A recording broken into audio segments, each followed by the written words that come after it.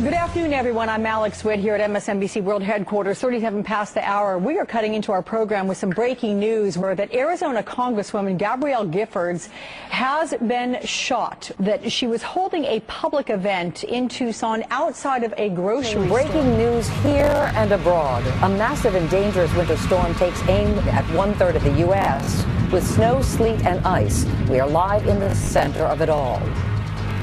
And in Egypt, more than 100,000 protesters descend on Cairo for a massive demonstration.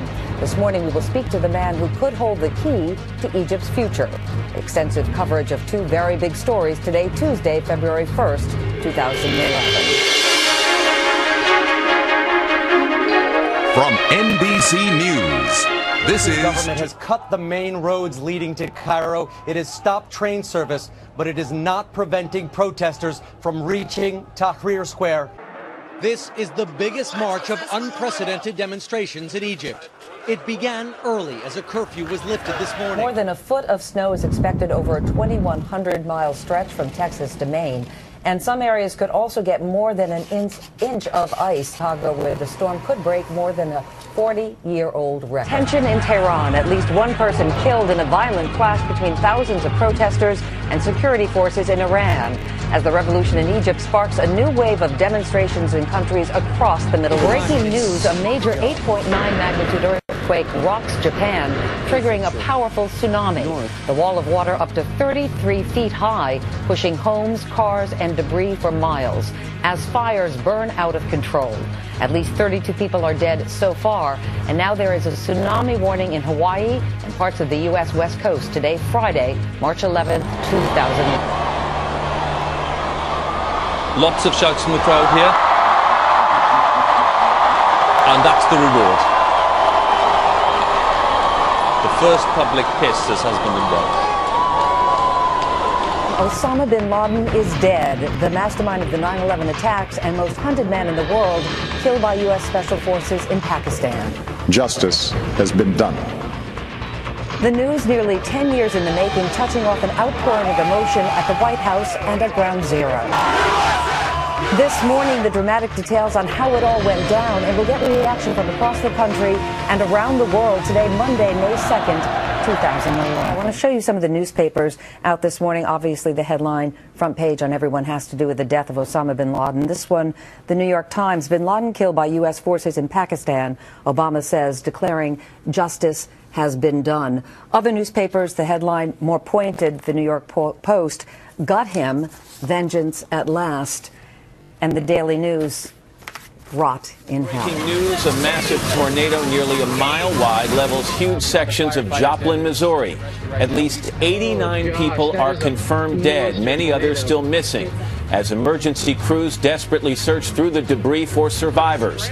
Al's on the scene in a town struggling to cope with disaster today, Monday, May 23rd, 2011. Your heart goes out to everyone in Joplin when you see these devastating images. When we arrived this morning, we knew this was a bad story. We were hearing 25 to 30 people had died in the last couple of hours. That number has shot up to 89, and it could go even higher. So this is just getting worse by the hour. Yeah, and they're saying 25 to 30% of the city damaged. Feeling the heat, two-thirds of the country dealing with the hottest weather of the year. Record temperatures likely today from New York to Kansas City.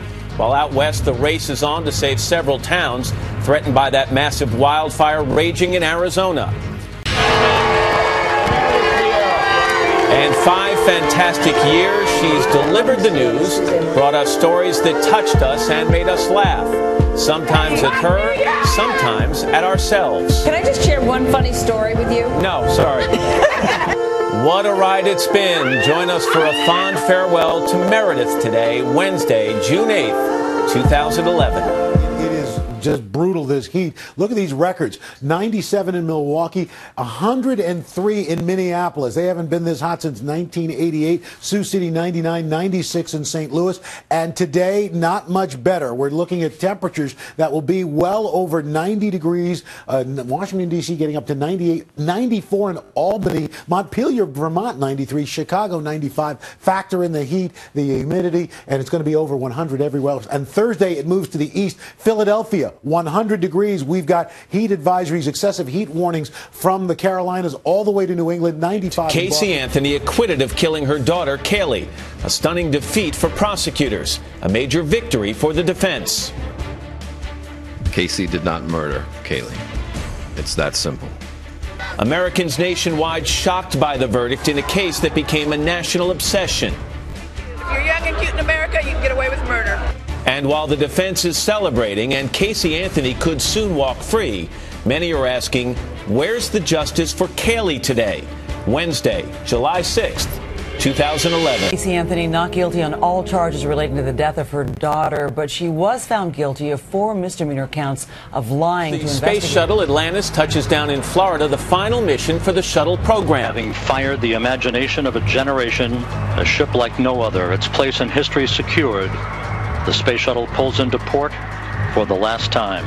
Stunning images, strong emotions, and questions. What is the future for manned spaceflight in the United States? Going to extremes, that dangerous heat wave keeping the nation in its grip. 32 states under a heat advisory, triple-digit temperatures. In some places, it'll feel like 115 degrees. Al's tracking it all. Shook up. The Washington Monument and public schools in the nation's capital closed today as multiple aftershocks rattle the region following that rare earthquake felt by millions of people from Georgia all the way up to Canada. All eyes on Irene. The hurricane threatening to pound the East Coast intensifies overnight as the storm slowly turns towards the United States. And this morning, evacuations are already underway off the coast of North Carolina. It hit at 1:51 Tuesday afternoon, causing minor damage in around the Washington, D.C. area. The Washington Monument has been closed indefinitely after engineers found a crack near the top of it. Much more on the quake in a live report straight ahead this morning. There's another tremor. 1:51 p.m. Eastern Time, interrupting a cooking show on TV in Washington. The fish is nearly ready. Of terror. What caused that concert stage at the Indiana State Fair to collapse, killing at least 5 people? This morning, new details on the heartbreaking accident and whether it could have been prevented. Good morning. Rising toll. A 4th victim dies overnight after a gunman opens fire on customers eating at a Nevada iHop. 3 of the victims, uniformed National Guard troops. This morning, police want to know if the shooter was targeting. What went wrong? Chilling new images of that Nevada air show crash that killed 9 people and injured nearly 70 others. As a key discovery is made at the scene, will memory cards from an onboard camera help investigators piece together what caused the tragic accident? 2 cities on heightened alert as a nation looks back on 10 years since the terror, to the changes to the world and to the challenges that remain from a day we will never forget. Today, Saturday, September 10th, 2011. In lower Manhattan, our view above ground zero on a balcony. Amy Robach is back in Studio 1A. The fire burned here for 99 days after the attacks, and now 10 years later, Ground Zero is reborn as a lasting memorial to the victims and as a symbol of our nation's strength. It is also a very active and at times noisy construction site with crews working around the clock to finish the memorial. Good morning. Remembering a genius. Former Apple CEO Steve Jobs, the man behind the most revolutionary inventions of the digital age, has died of cancer at the age of 56. From the Mac to the iPod, his products literally changed the way we live.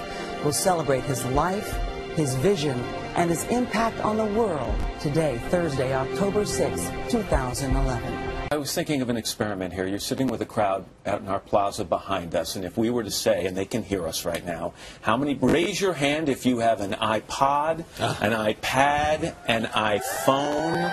I mean, look at that. That's impact in a very real sense, Rick. You know, it's interesting. He was not an inventor in a traditional sense. He didn't create anything out of nothing that hadn't existed before. He found things that people were doing, and he made them better. He had a passion for improving things so that it seemed that they were transformed. As a matter of fact, he commented about that. No mercy. Dramatic new images of Muammar Gaddafi's final moments. The Libyan dictator pulled from a drainage pipe and executed by the very people he ruled for 42 years. This morning, new details on Gaddafi's violent and vengeful Breaking death. news, North Korea's longtime dictator Kim Jong-il has died. Will his death lead to more instability in the region? Who replaces him? And what does it mean for the United States? Jong-il's death was announced overnight by North Korean state television, but the 69-year-old actually died on Saturday.